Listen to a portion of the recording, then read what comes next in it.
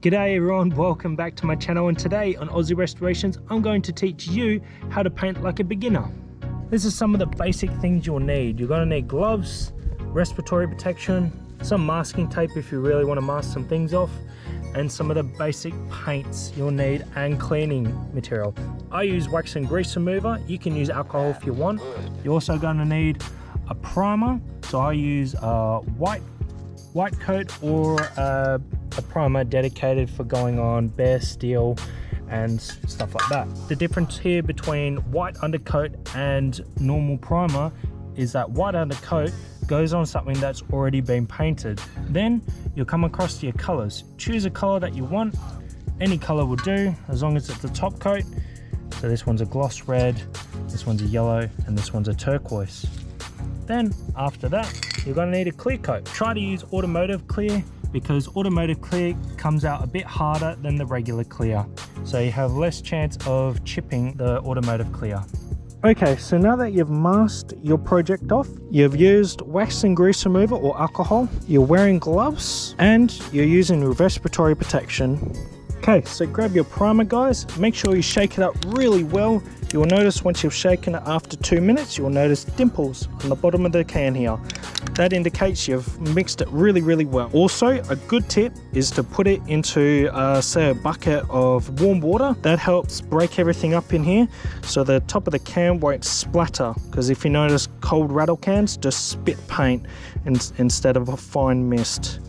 So you want to hold the can about 8 to 10 inches away from your project, and you want to go in a start and stop motion. So here's where you start and stop, start, stop. You want to do one light coat. After that coat, leave it for 30 seconds, and then come back and do 2 more medium coats.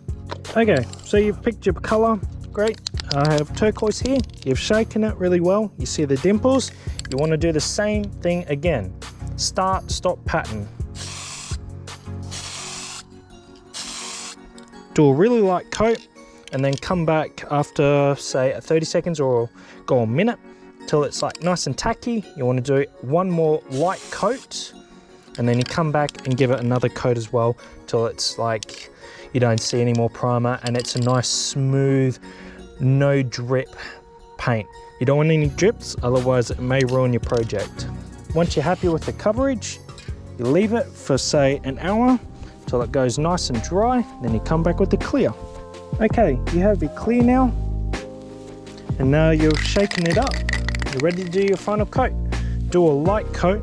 Clear paint has a tendency of dripping because it's quite thinner than regular paint, so just be wary. Do light coats, little coats, in that start-stop fashion.